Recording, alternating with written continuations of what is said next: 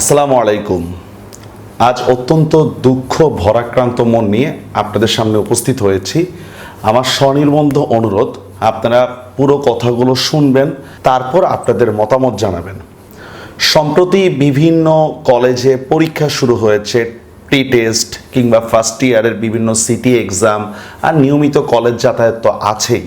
আমার মনে হয় ঢাকা শহরে শনিরাকড়া থেকে জাহাঙ্গীরনগর পর্যন্ত এই রুটটার মধ্যেই মনে হয় স্কুল কলেজ তুলনামূলকভাবে অনেক বেশি। এই কয়েকদিনে আমার ওদিকে কয়েকবার যাতায়াত করতে হয়েছে। আমি ওদিকে গিয়ে যা দেখলাম, সত্যি আমি টোটালি কনফিউজ যে আসলে আমাদের গার্ডিয়ানরা কি তাদের বাচ্চাদেরকে কোনো আদর করে নাকি করে না। আজকে আমি আসতেছিলাম, বাসের জন্য হাজার হাজার স্টুডেন্ট ওয়েট করতেছে, কোনো বাস নাই।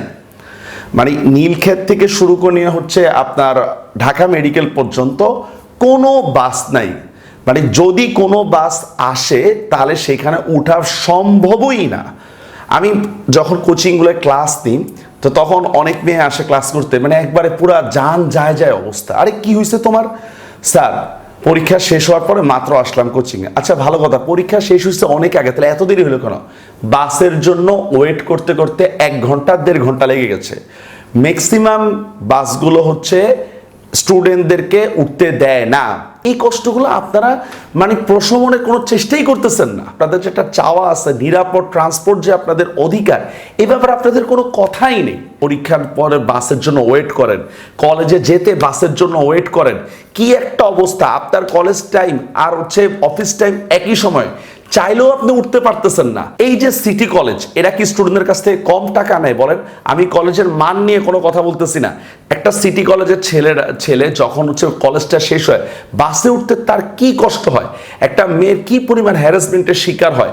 তারপর হচ্ছে বাসওয়ালারা ঠিক মতো হচ্ছে স্টুডেন্টদেরকে নিতে চায় না। এর প্রতিকার কি? একদিন একটা দুর্ঘটনা ঘটলে উই ওয়ান্ট জাস্টিস। আরে ভাই, দুর্ঘটনার আগে সেটা প্রতিকারের চেষ্টা করতেছেন না কেন? স্টুডেন্টদের একটা নিরাপদ ট্রান্সপোর্ট, এটা স্টুডেন্টদের অধিকার। আপনারা স্কুল কলেজে কেন বলতেছেন না যে আমাদেরকে ট্রান্সপোর্টের ব্যবস্থা করেন? আপনাদের সাথে দেখেন ইচ্ছা করে হচ্ছে হেল্পারদের সাথে লাগায় দেওয়া হচ্ছে, আপনাদের সাথে ইচ্ছা করে বাসওয়ালাদের সাথে লাগায় দেওয়া হচ্ছে। এই নীরব দুর্ভিক্ষের সময় কেউ কাউকে 10 টাকা দান করতে রাজি না। একটা বাসওয়ালা এই জন্য আপনাকে নেয় না, এছাড়াও তার যাত্রীর অভাব হয় না। সন্ধ্যাবেলায় বলেন, সকালবেলায় বলেন, বাস মোটামুটি ভরা থেকে। এই টাইমে আপনি স্কুলে যাবেন কিভাবে, কলেজে যাবেন কিভাবে? জাস্ট একটা সিম্পল উদাহরণ দিই। দেখেন, আমাদের ঢাকা ভার্সিটিতে প্রত্যেকটা রুটে হচ্ছে 5টা থেকে 7টা বাস আছে। এখন বলেন তো, আপনারা বেশি ম্যাচুয়ার্ড, মানে ইন্টার স্টুডেন্টরা বেশি ম্যাচুয়ার্ড নাকি অনার্সের স্টুডেন্টরা?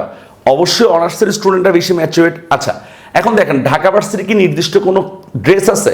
কোনো ড্রেস নেই, কিন্তু আপনাদের ড্রেস আছে। তার মানে দেখেন, আমাদের জন্য বাস আছে, আমাদের বাসের মধ্যে আউট কেউ উঠতে পারে, সেটা আমরা আইডি কার্ড দেখে দেখে শনাক্ত করি। আপনাদের কলেজ ড্রেস থাকে, অথচ আপনাদের কোনো বাস নাই। স্টুডেন্টরা বাসের জন্য কথা বললে টিচাররা এভাবে বলে ওই রুটে স্টুডেন্টরা কম আসে। আচ্ছা, আপনার টিচার, আপনার অধ্যক্ষ, ওনার ছেলে মেয়ে কি হচ্ছে লোকাল বাসে করে আসে বলেন? ওনারা তো ঠিকই প্রাইভেট কার দিয়ে আসে। ওনারা ওনাদের বাচ্চাদেরকে যদি হচ্ছে লোকাল বাসে চড়াইতো, ঠিকই বাস আসতো। আমাদের এক একজনের ক্লাস এক এক সময় ভার্সিটিতে, তারপরেও আমাদের বাস আছে। আর আপনার কলেজ একই টাইমে শুরু হয়, একই টাইমে শেষ হয়, সেকশন ভাগ করা আছে, এক্সাম টাইম ফিক্সড করা আছে, তারপরেও আপনাদের কোনো বাস নাই। মানে একজন মা তার বাচ্চাকে হচ্ছে বাসে নিয়ে কি পরিমাণ বিড়ম্বনায় ভুগে সেটা বলার বাহিরে। 2012-13 দিকে খুব সম্ভব মতিঝিল আইডিয়ালের বাস আমার এলাকা থেকে ছাড়তো। মতিঝিল আইডিয়ালের নিজস্ব বাস না, মানে তারা কি করতো, লোকাল বাসগুলোকে ভাড়া নিত, ভাড়া নিয়ে সকালবেলা স্টুডেন্টদেরকে দিয়ে আসতো। আমি জানতাম না যে নিয়ে আসতো কিনা, এটা আমি জানি না, কমপক্ষে দিয়ে আসতো, এটা শিওর। চিটাং রোডে যান, বিভিন্ন গার্মেন্টস কর্মীদেরকে সন্ধ্যাবেলায় বাস নিয়ে আসে। বিকালবেলা মতিঝিলে যান, দেখবেন হচ্ছে ব্যাংকওয়ালাদের জন্য বাস আছে, সুপ্রিম কোর্টের জন্য আলাদা বাস আছে। দেখেন, প্রায় প্রত্যেকটা প্রতিষ্ঠানের নিজস্ব বাস আছে। মানে নিজস্ব বাস মানে তারা কিনে নেয় নাই, তারা লোকাল বাসগুলোকে ভাড়া করে নিচ্ছে যাতে করে তাদের এমপ্লয়াররা সুন্দরভাবে আসতে যাইতে পারে। দেখুন, প্রত্যেকটা ইউনিভার্সিটির বাস আছে, তো সবাইরই বাস আছে, আপনাদের কেন নাই? ভিকারুননিসার কি টাকা কম আছে? আপনার কি মনে হয়?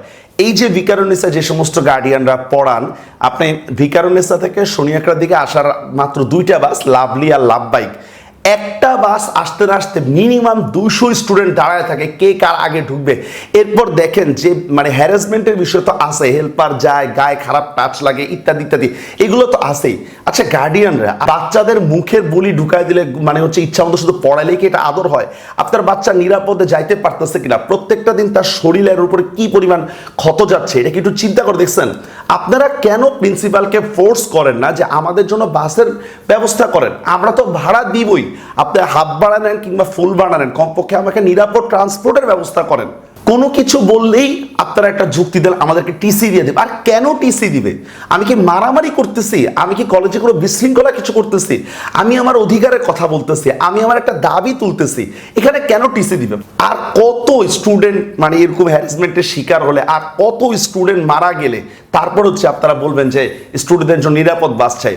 আর আমাদের বাসগুলোর না কোনো নিয়ম কানুন নাই। যখন মানুষ বেশি তখন তারা গেট লক করে যায়, আর যখন মানুষ কম তখন তারা হচ্ছে লোকাল বাস করে যায়, অথচ উল্টা হওয়া দরকার ছিল। আমি জানি না আপনারা এই কষ্ট কিভাবে সহ্য করেন, বা আপনারা আসলে মানে সবই সয়ে গেছেন এমনই মনে হয়। যদি আমার এই কথাগুলো কোনো আইনজীবী বা কেউ যদি শুনেন উপরের মহলে, দয়া করে এটা ব্যবস্থার একটু চেষ্টা করবেন। একটা মানুষ মারা গেলে 10-20 লাখ টাকা দিলে তখন কখনো তাকে ফিরে আনা যাবে না, 10-20 কোটি টাকা দিলেও ফিরে আনা যাবে না। আরেকটা দাবি করবো, আজকে প্রত্যেকটা রুটে মিনিমাম 2-3টা মহিলাদের জন্য বাস চালু করা খুব জরুরি। নারীদের অবস্থা খুবই খারাপ, আমরা জোরাজুরি করে উঠতে পারি। আর অফিস টাইম কেউ কাউকে ছাড় দিতে রাজি না, যে একজন নারী তার অফিসে যাইতে হলে, কলেজে যাইতে হলে, তার কর্মক্ষেত্রে যাইতে হলে কি পরিমাণ কষ্টের মধ্যে যে যেতে হয় তা আসলে বলা বাহুল্য। তো এই কথাগুলো বলার জন্য আজকে আপনাদের সামনে উপস্থিত হয়েছি। আপনারা আপনাদের মন্তব্যগুলো জানাবেন, আপনার অধিকারের কথা বলেন, আপনার গার্ডিয়ান নিয়ে কথা বলেন, প্রয়োজনে আদালত পর্যন্ত যান। আপনার এই সিদ্ধান্ত অন্যদেরকে অনুপ্রাণিত করবে, অন্যরাও সুন্দরভাবে আসতে যেতে পারবে। একটা গার্মেন্টস কর্মীর বাস আছে, একটা অফিস কর্মীর বাস আছে, বিশ্ববিদ্যালয়ের টিচারের বাস আছে, বিশ্ববিদ্যালয়ের স্টুডেন্টের বাস আছে। আপনার জন্য কেন বাস নেই? বাস কিনতে হবে এমন কিছু না, বাস ভাড়া নিক, তবু আমি নিরাপদে যাতায়াত করি।